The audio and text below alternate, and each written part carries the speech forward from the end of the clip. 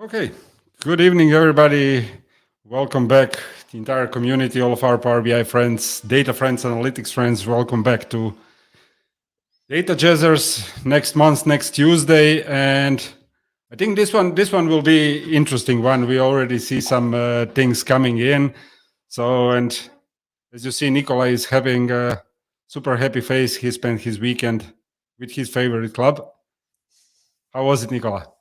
Yeah, hi, my friend. Hi, all the friends joining us from all streams, YouTube, LinkedIn, Twitter, and yeah, I was in Barcelona indeed, and it was how can be in Barcelona, so almost perfect. The game was not so interesting, but yeah, Barcelona won, so in the end, I was happy. So yeah, all good. And from the other side, from Ohio, we have guy which Microsoft hates. Hi, Greg. Is Hey, it in? how you doing? Good Hi, to be hi, here. Greg. Sorry, I just I need to. I got an idea now. Is it bi-directional? Microsoft hates Greg, and Greg hates Microsoft, or No, no? no. It's and it all started as a joke, as a blog article. It's a Microsoft hates Greg's quick measures. It was a blog article I wrote. It was I don't know. I was had a lot of fun with it, and I ended up writing an external tool so that basically it was my version of quick measure tool for Power BI, and I put all my quick measures in it. And the joke was that Microsoft really hated my quick measures because they'd never add them into Power BI. So I went ahead and wrote my own tool to add them into Power BI. Okay, so Greg's quick measures. That's right. Yeah, it's out. It's there's a version I wrote for Enterprise DNA, and there's also a free version out on GitHub that you can download and install it. And basically, it has like every well, at the time, it had every quick measure that was in the quick measure gallery, plus a bunch more, and you could use them all, plus all the default Microsoft built-in quick measures. So I need to update it and get it because there's been a bunch more quick measures put out in the gallery since then. Yeah. Oh, But nice, let's nice. let's let's start with I don't know the things which are recent. Everybody is talking about table and matrix totals. How many days have been since they are broken? And can you tell us more about it? I it's full LinkedIn, full Twitter out of it. Can we start with that? Tell us more. Sure. So it's technically it's day 5,257.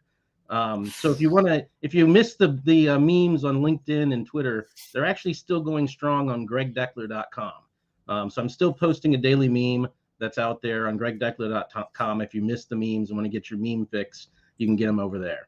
But I don't know. It's one of those things where like I think the right place to start with this topic is let's all admit that Power BI has an adoption problem. Okay. If you do your searching on the internet, you'll find that Excel has like 1.1 billion users. Okay. That's like 1 in 8 people in the world use Excel. And Power BI, by my Googling and searching around, has 5 million subscribers. So 5 million versus 1.1 billion. Like you're several orders of magnitude off there in your adoption curve. So and I think a lot of it is because of stupid design decisions that have been made with Power BI. Number one, chief among them being that there's no option for it in your table matrix for it to display a total that just sums up the rows. In pivot tables, Excel pivot tables have this option. They allow you to choose what aggregation you want to use. Click has this option. Tableau has options around this according to level of detail.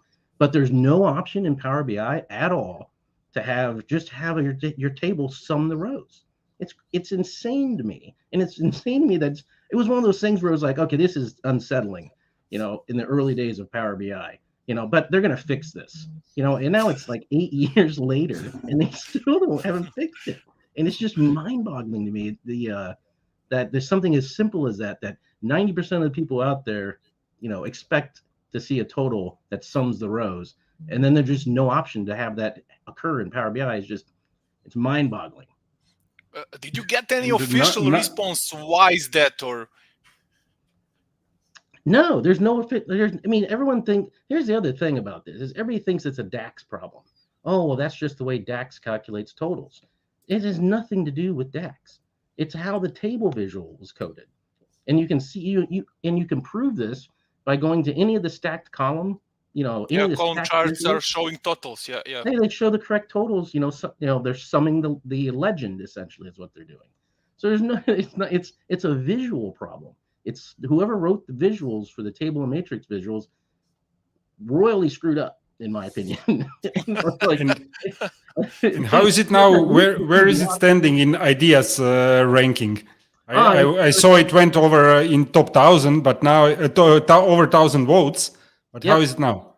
It's up in the top 50. So I have it on good authority and that was the goal in terms of stopping the meme campaign on LinkedIn and Twitter, was to get it into the top 50, because I have it on good authority that the Power BI developers, they have to review the top 50 ideas that are out there, quite frequently. So now it's got to be now it's in front of them, every day.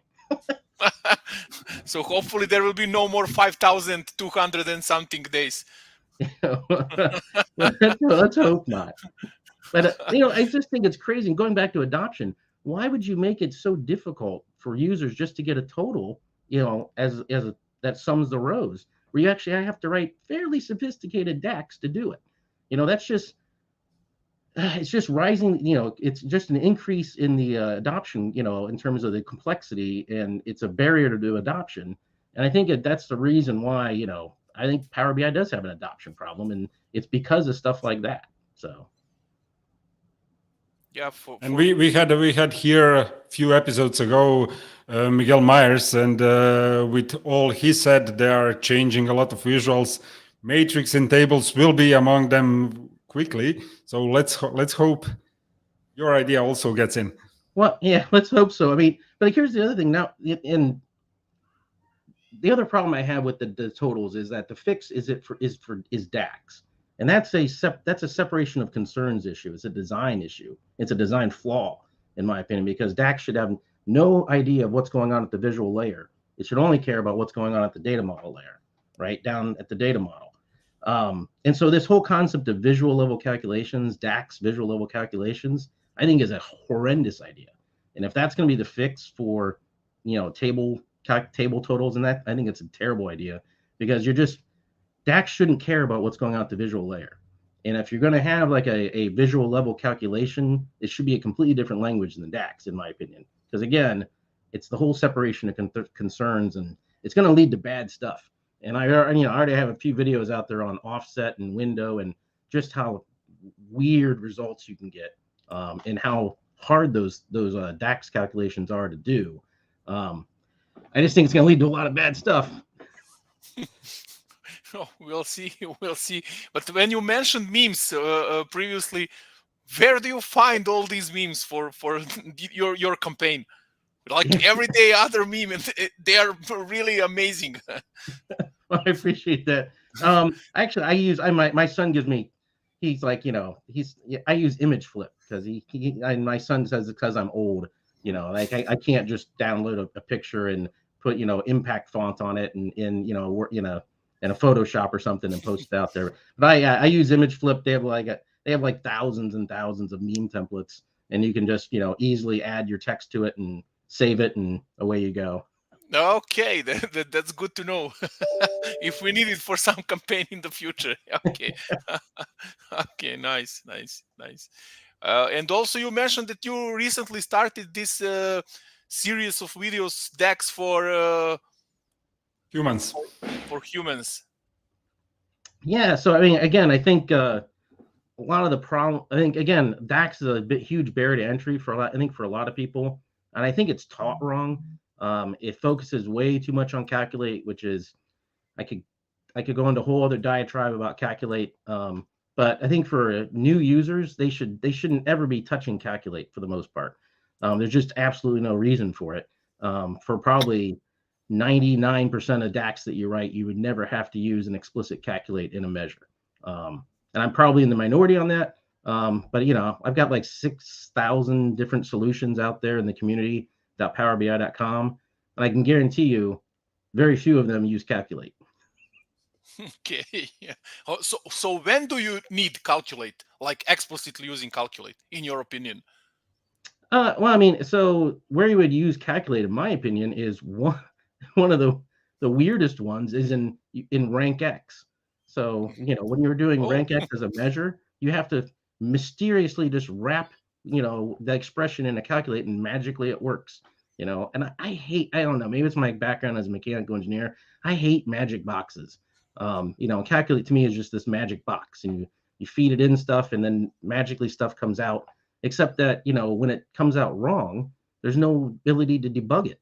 You don't have, you can't get inside the inner workings of calculate and figure out where is it going wrong, which is another reason why I really don't like calculate and using it, because it makes your DAX almost impossible to debug. And it's just, I don't know. I could go on and on about calculate. You want to hear some more things I don't like about calculate? Yeah, why not? Well, of course. Well, I mean, one, there's so much misinformation out there. I don't know how many blog articles I've read where it's like DAX, calculate is the only DAX function that allows you to change filter context.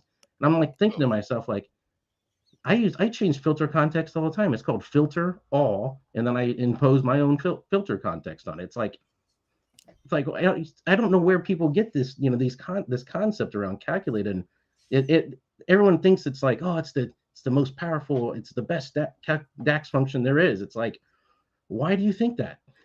Like, because somebody told you that, and I'd love to trace that back up the food chain to where that concept started. And I some of it I blame the Microsoft product team, the Power BI product team on that, because every quick measure, it seems like, uses calculate, even if they had to shoehorn it in. They shoehorn calculate into every quick measure. And it's crazy. I mean, some of it's really bizarre in the how they, I think it's it's like average per category. Have you ever looked at the quick measure that comes out, the DAX that comes out of average per category, the quick measure? It's, even for somebody that knows DAX, it is absolutely bizarre. It's bonkers in terms of that formula. It's using a keep filters, not even in a calculate statement. And it's just wild.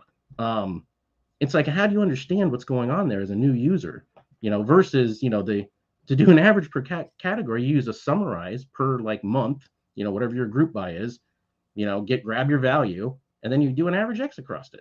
There's no need for calculate. So I think a lot of it goes back to the product team and their fixation on calculate.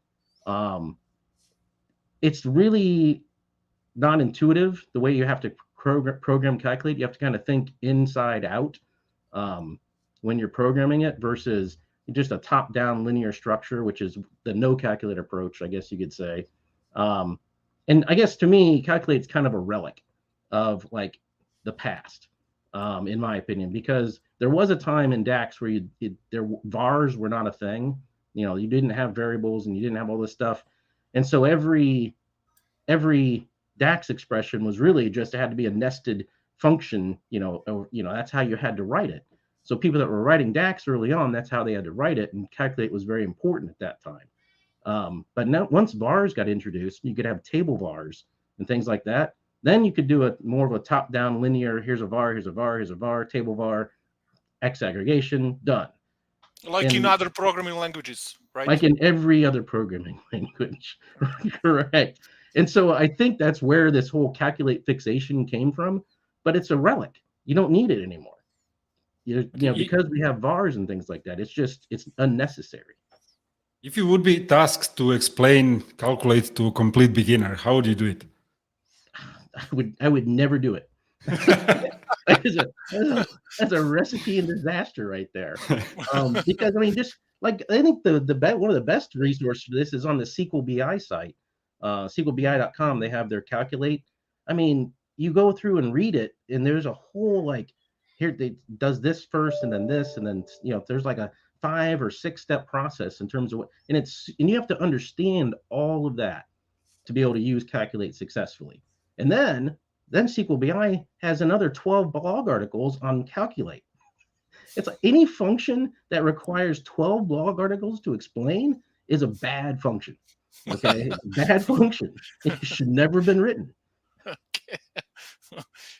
Okay, cool.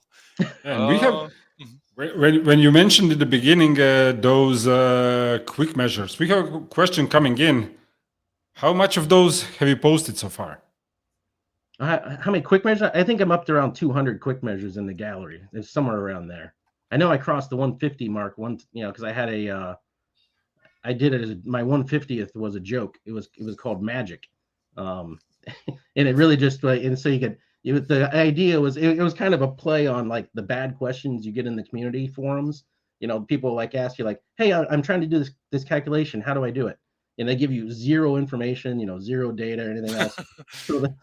So there's a play on that where it was basically the idea, it went into this whole thing about this AI machine learning and, basically downloaded the entire community of PowerBI.com and did, basically trained a machine learning model on it and all this stuff.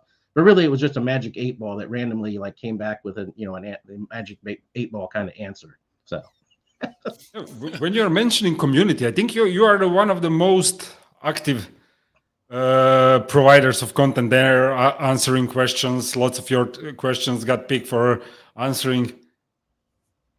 Do you like to do it? When do you do it? Do you save specially time for community work? How is it? Yeah, I mean, really, the history of me and Power BI really all started with the Power BI community. I feel like I got onto it early on. I was like, yeah, they uniquely number you, and I'm like number 332 or something like that. If I go to my user profile, so I got on it within like the first couple of days that site launched. And yeah, I would carve out some time in my day, at least a half hour or something. Usually it was before work in the morning. I'd get up and try to answer some questions, and then after work I'd try to carve out some time and answer questions and try to do that regularly. And just started. That's really where I think I really started with answering questions in my DAX journey. And I really struggled with Calculate early on because again, everybody was telling me this is the bee's knees. That you had to use Calculate, otherwise you weren't writing DAX. But it was really difficult answering forum community posts using Calculate because Calculate is so dependent upon the data model. Whereas like the no calculator approach where you just just assume a fact table and do everything against the fact table, I found I could answer questions a lot, more consistently and get people, their answers to their question a lot more consistently. And a lot of the users on there, they didn't have star schemas or anything like that. And Calculate really struggles if you don't have a star schema. If you have just a single table data model, Calculate's going to give you bad information most of the time.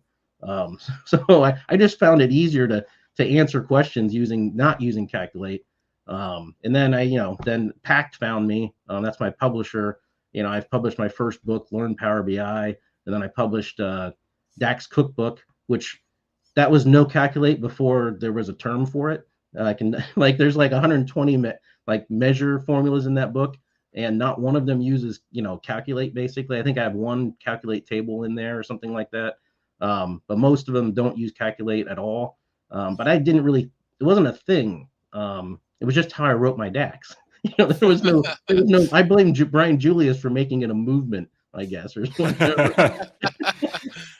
And when you are mentioning realize, that's a good question from Brian because we have him in the next episode of Data Jazzers. So it will be a good start for that one. Yeah, he picked. I did a presentation called DAX Counterculture for Enterprise DNA, and Brian picked up on the whole no calculator approach and just ran with it. And he's been doing some great work around it. And even he and I both thought that the no calculator approach is probably only good for smaller data models because again, I've always been told, oh, Calculate's so performant and this and that. And Brian has done some amazing work around. I think he's got up to like 10 million rows. 10 million row data set, and there's zero statistical difference between a no calculate and a calculate approach. And I think he's going to extend that to 100 million rows and see if there's any statistical difference in the performance between the two. But I don't know. He's kind of picked up that whole thing and ran with it. Yeah. So we have also a question. Your quick measures are available on Power BI community website as well. Is that correct? Yes. Yep. That's right. I post them. Yep. I've got a bunch of new ones out there. I've been posting out so I took every single quick measure that uses Calculate, in the default product, and I rewrote it using no Calculate. So those are all out there. And I do some crazy ones. I did one that's an erupting volcano. So it's DAX that generates an erupting volcano via using a scatter plot. So it actually is animation. So Oh, do nice. stuff just for the heck of it. Nice. We had Phil Seamark a few months back, so he created a game of I don't know how it's called in English when you need to guess where something is hidden. So Yeah. he wrote everything in DAX, and now this sounds also very interesting. So what can we all do with DAX is really really amazing. Yeah, Phil Seamark does some crazy stuff with DAX, and I think he wrote like he wrote some kind of game. It was like he had to go through a maze, and then I think he wrote like Minesweeper or something like that. Minesweeper, yes, Minesweeper, exactly. yeah. I couldn't remember the English name. Yeah, Minesweeper. Yeah.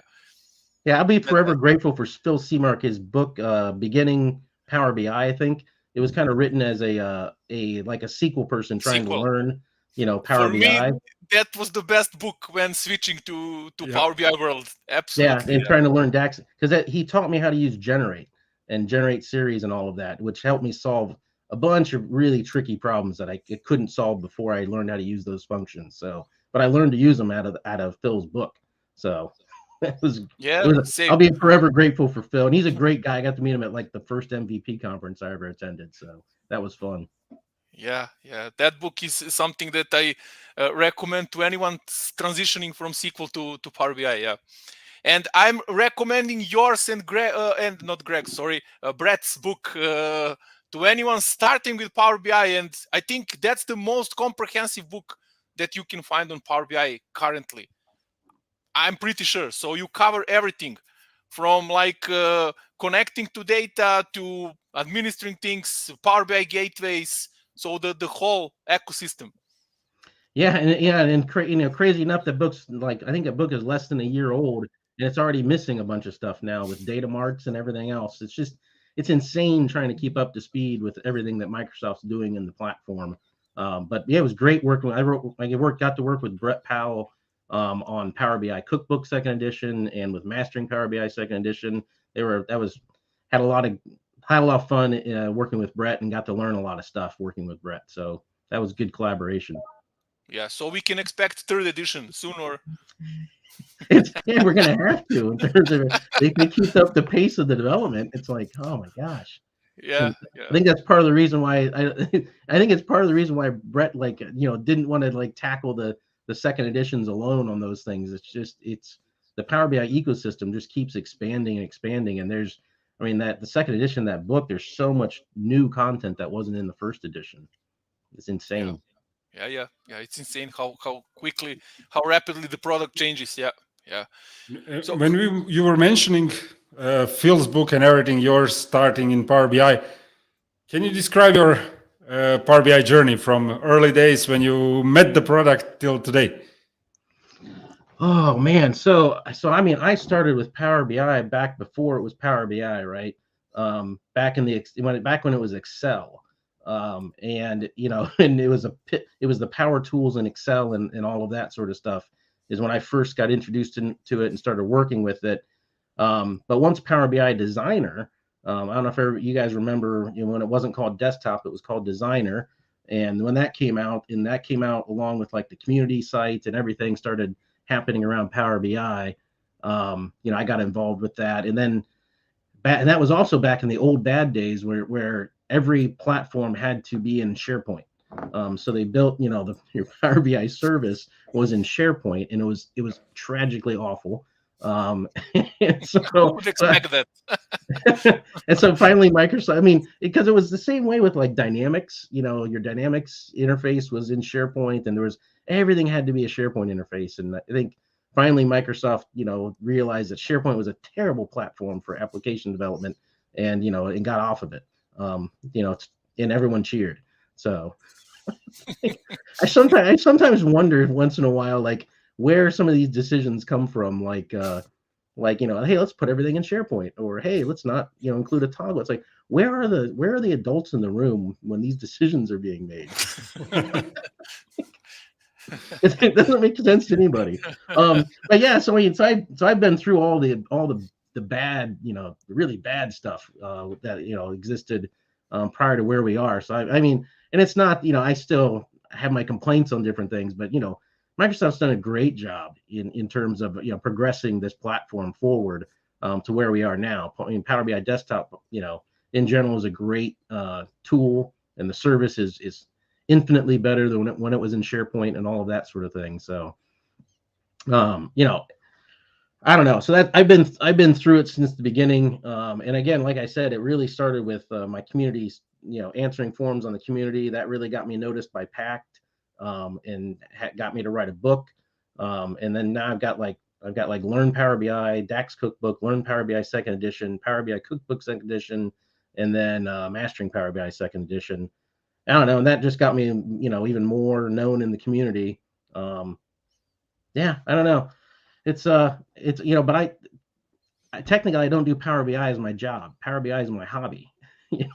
My job is actually I run a consulting practice that focuses on Microsoft Dynamics and Microsoft Azure, but not Microsoft Power BI.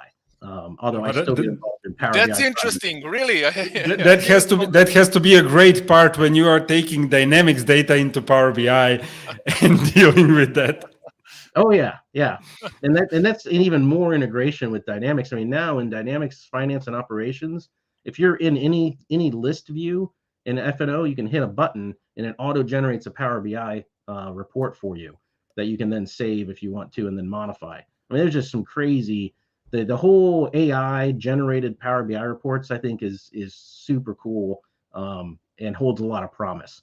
And I think the Power BI product team is kind of going down that route more and more. But it's pretty interesting where you can have it. Basically, it's like Chat GPT for Power BI reports. Yep. Oh, okay. I think that's cool stuff. Yeah. At least it sounds cool. Let's see. Okay, so the next question is the one that we asked all of our guests, and we get a whole range of different answers on that one. Three most important concepts to grasp in Power BI, in your opinion. One for the beginners, one for intermediate, and one for the advanced users.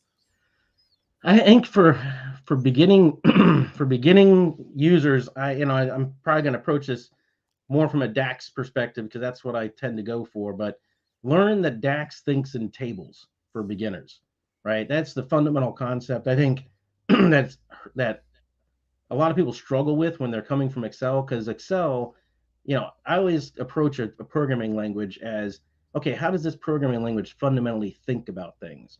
Like Lisp thinks in lists, where it's so central to Lisp, you actually write Lisp in lists.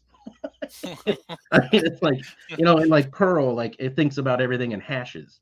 And really hashes are really powerful when you're writing Perl code. So in Excel, you really think about Excel, it thinks in terms of cells. Excel thinks in cells, right? You can reference cells in that, but you can't do that in DAX. You have to reference a table, and everything is a table to DAX, right? And so you can filter that table, you can select columns out of that table, but you're always working with a table. So I think that number one is the most important concept for beginners of Power BI to grasp, is that DAX thinks in tables, and everything flows from that.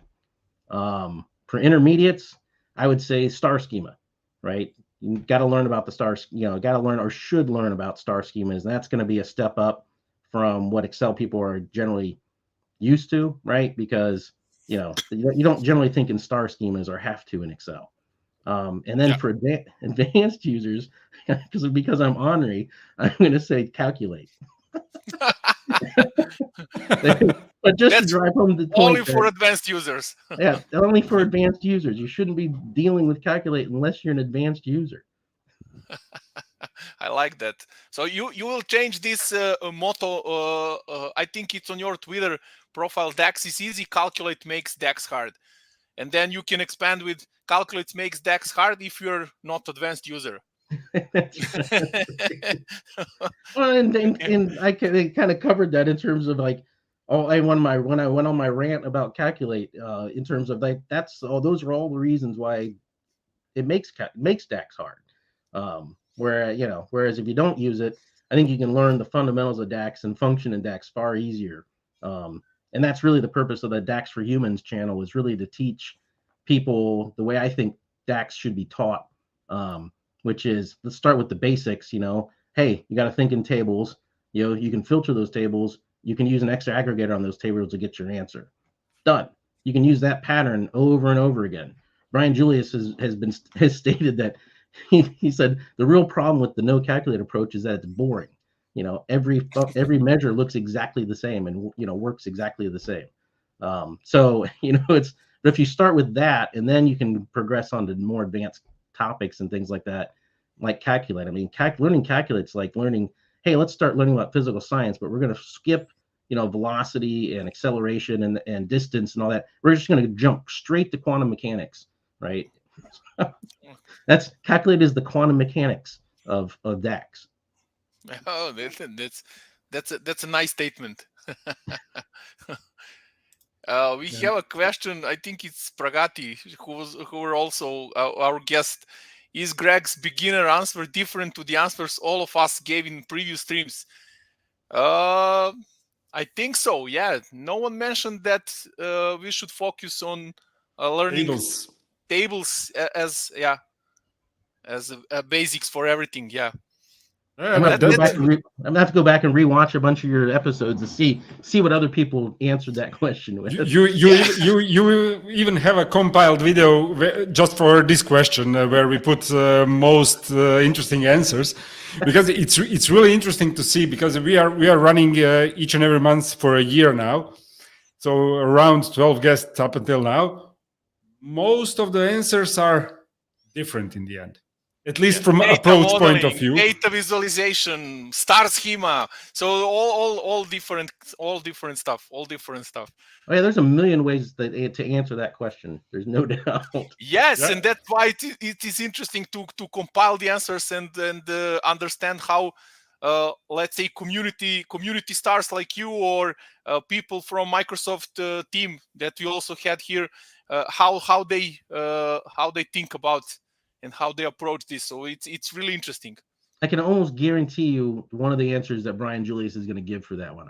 I know what the answer is. That's right.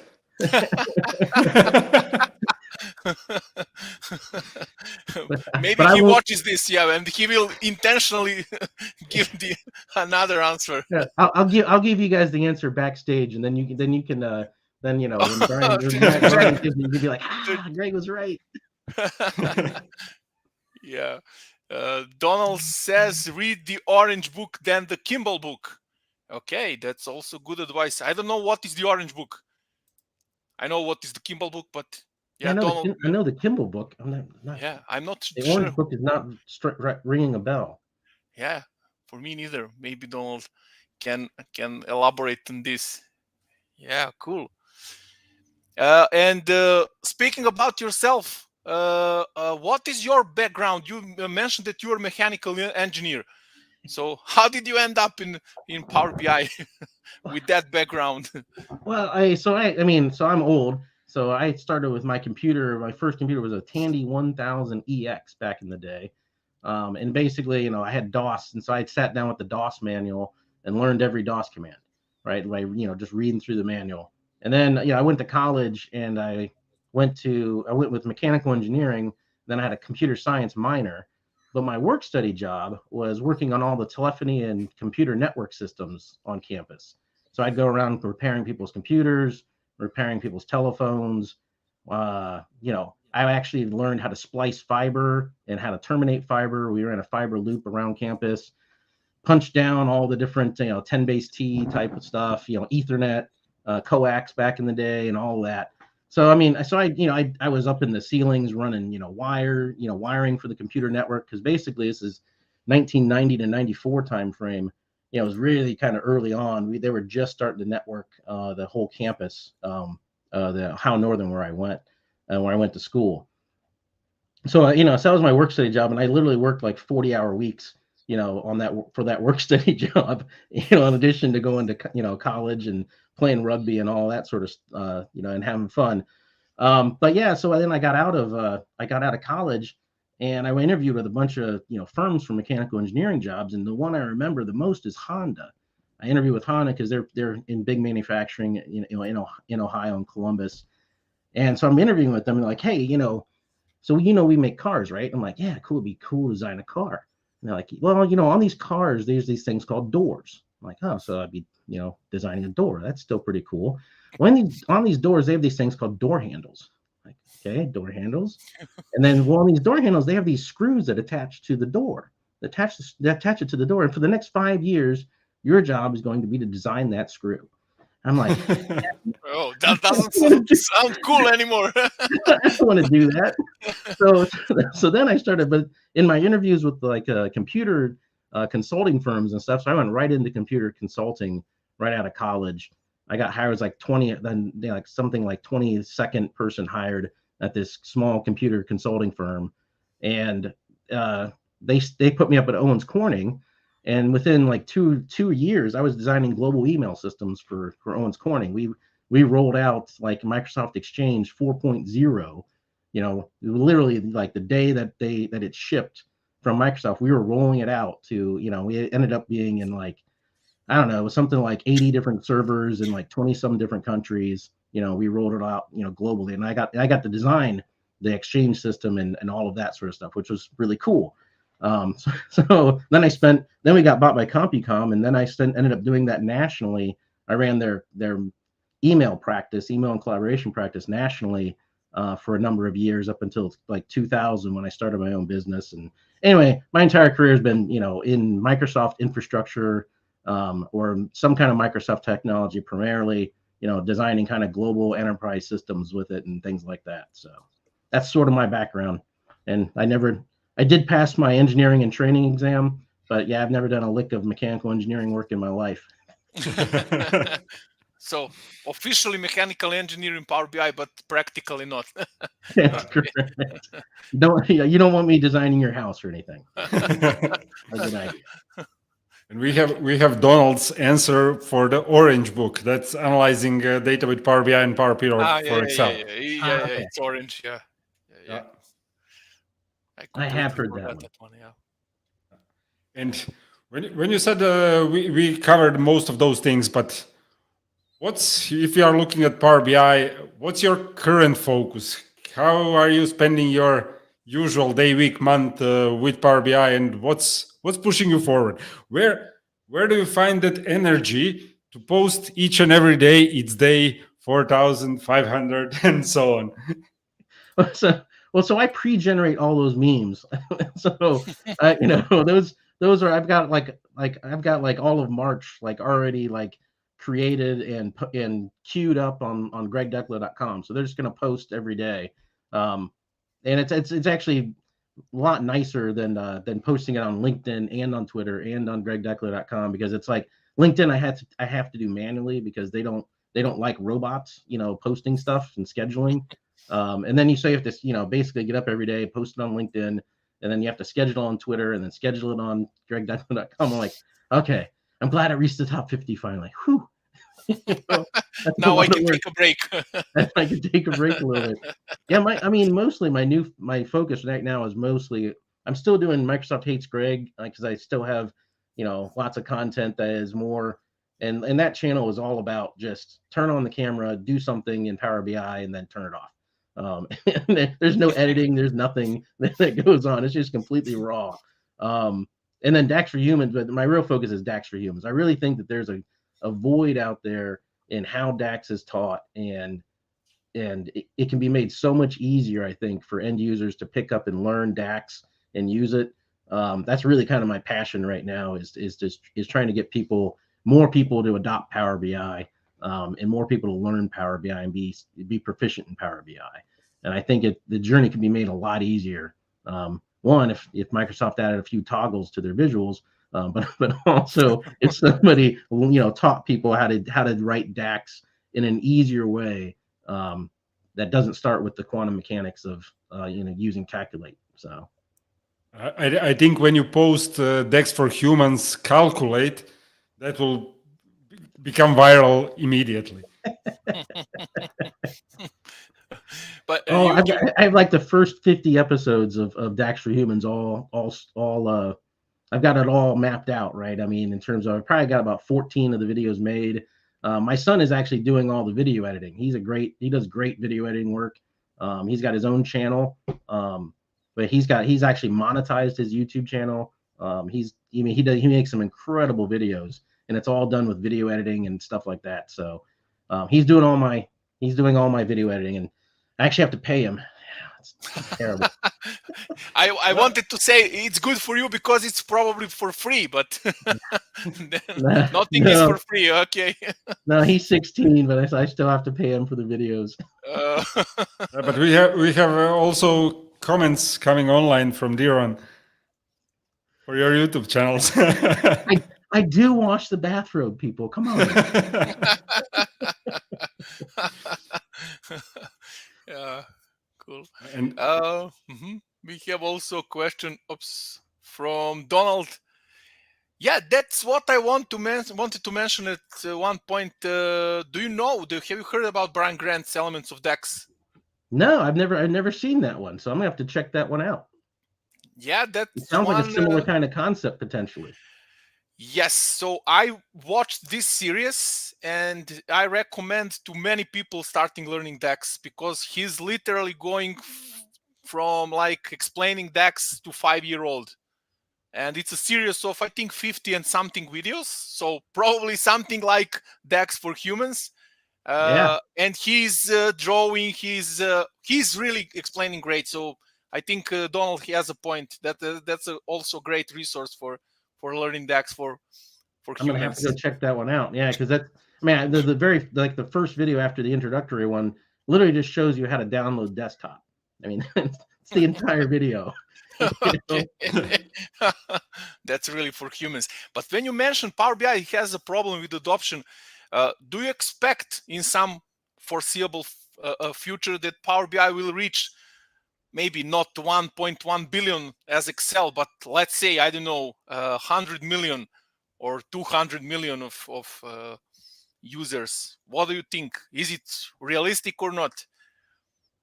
Yeah, that's good. That's a good question. I do not know the answer to that question. I think they're going to have to fundamentally change their thinking around quite a bit of things in Power BI to reach another order or two of magnitude to get to 10 million or 100 million, or I mean 50 million or like 100 million users or something like that. It's not going. They're not going to get there the way it's working now. It's just too hard to pick up and adopt, Power BI and learn Power BI right now. I mean, if you have to learn DAX to get a table, total to total, it's just that's some people are just going to drop it right there. From the minute they get the very first wrong total in a table vision, they're going to be like, well, this tool sucks. Yeah, I want my Excel. I think the challenge is all of us are completely into it, and it's hard to watch from complete beginners. I know Nicola and myself and few other people did a boot camp for complete beginners end of last year. And when you start teaching the basic, as you said, this is Power BI desktop and this is how you install it from where, you immediately ask yourself those bunch of questions. That tool itself is really not easy and it requires a lot of effort to explain it properly. Yeah, I think you're dead on that one. That is a very good observation in that it is extremely difficult when you've been working with the tools like since the beginning, right? To like take a step back. That's what I had to do with DAX for Humans. Like, all right, I got to take a step back away from this and like, how do I approach this from somebody that's never even seen the product before? It's hard. It's difficult. hard. Yeah. When you're deeply into something and you need to go not one step back, it's a few steps back, and put yourself in their shoes. Yeah, I know we had a lot of questions. In example, those basic questions. So what is data model? So what is relationship? So starting from beginnings, and when you start thinking about those questions, it's really not an easy way to explain to a complete beginner what relationship is. You need to put an entire background story, start going into data modeling basics. And for lots of those questions, there is really not a simple answer that you can answer like to a 5-year-old. Right. Yeah. I mean, and like I had to do some of that for Learn Power BI, but Learn Power BI was written from a basically okay, you import the data, build the relationships. I mean, it's very linear in terms of like what you would do for a Power BI. But I wanted DAX for Humans to be like even a step beyond that.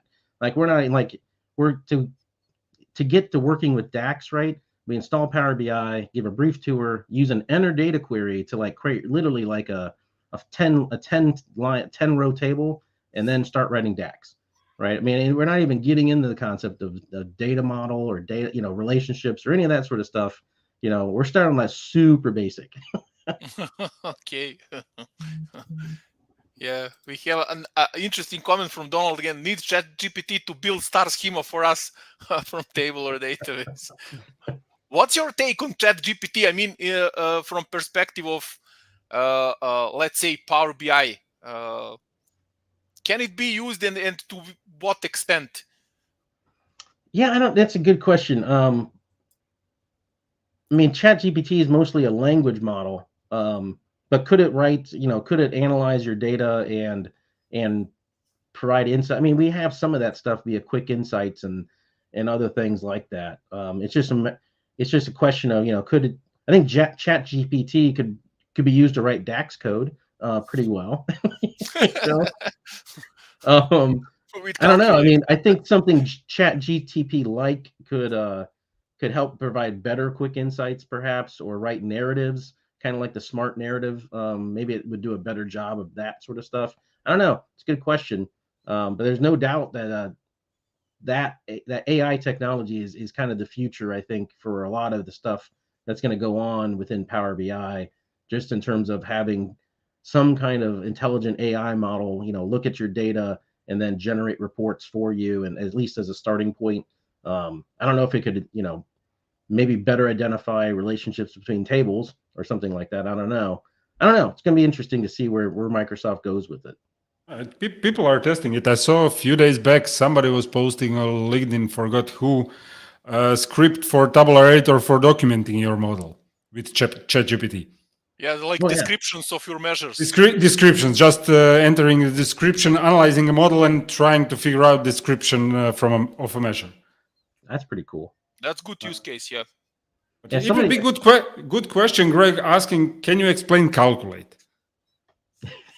Can you explain how to? I have to plug that into ChatGPT. ChatGPT, can you explain calculate? Explain how to use calculate properly. Yeah. Okay. Okay. Slowly wrapping up, and we need to ask you this question as well. So, what is your number one missing feature in Power BI? So, for you, what would you like to have today in Power BI, and it doesn't exist? So it's just Microsoft really is going to hate me over this. So well, I just did a video on this. I did around trihybrid crosses in genetics, and it was really to showcase the case preemptivity of Power BI, where if you have like a capital S and then you have the next row is as a lowercase s, they're both treated as capital S's. And I think a lot of people call it case insensitivity, but it's not necessarily that. It's because if you have the word start and it has a capital S and then a lowercase start, then they're both treated as capital S's, start or whatever, even if you have an S appears just by itself, above in rows above it. Anyway, it's hard to explain. I'm not doing a very good job explaining it, but it's really whatever the data model sees first. It becomes, that's what the casing becomes. And in the crazy part about it is that analysis services is not case preemptive or case insensitive. You can actually have the option to not have it be, right? But there's no toggle again in Power BI to say, hey, I want case sensitivity, because this is again with the adults in the room. Okay, so we're going to build this business intelligence tool, and the first decision we're going to make is that it's going to randomly munge my data.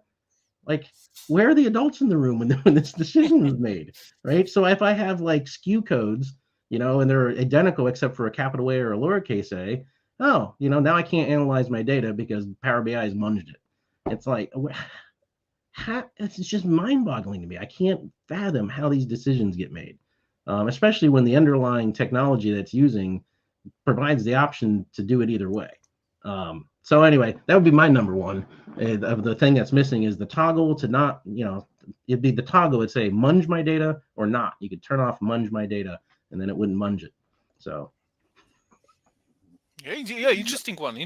We haven't heard, Augustine. We haven't heard something similar so far. It's usually something. I didn't watch the video. I need to rewatch it. And just for a closing one, there is a question posted by Pragati and started some discussion on YouTube. Uh-oh. Does a perfect star schema exist in a real world scenario? My opinion, no. I've never seen it. And I've seen lots of data models for like home builders and a bunch of other places. I've never seen it. Only exists as an AdventureWorks database. Did you see Contoso? I mean, it is. Yeah, that's the thing. That's the crazy part to me. Like, and again, I think Calculate can really shine in a perfect star schema kind of model. But the minute you start straying outside of a star schema, you generally can't solve the problems using Calculate. You have to use some other method because it gets really hairy. Let's put it that way. But it's like, I don't know, like Microsoft, everyone uses AdventureWorks and that sort of stuff and shows how Calculate works perfectly, but it's not real world. It really isn't. That's a pretty much. I think we all agree around that one, because yes, teaching on AdventureWorks is great thing, but just teaching. Yeah, I see the message. Nicola uses Contoso all the time. Yes, for demos, of course. Yeah. But to wrap it up, so I would say we pull out some interesting things today, and I will be enjoying putting your answers to some of the questions to those compilation videos from Data Jazzers. And I think some of those will really stand out as simply different point of view.